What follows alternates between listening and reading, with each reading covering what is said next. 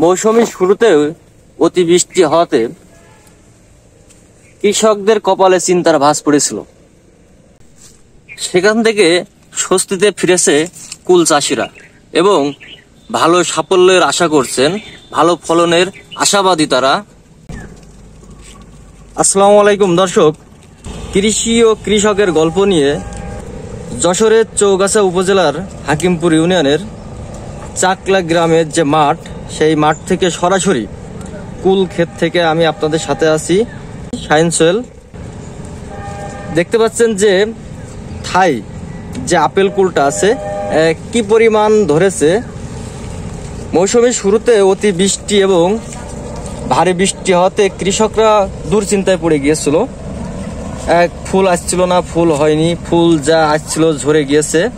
বিভিন্ন সমস্যার মোকাবেলা করে এখন কিন্তু চাষিরা স্বস্তিতে ফিরেছে, একটা সাফল্যের আশা করছেন যে ভালো ফলন পাবে এবং ভালো বাজার পাবে তারা।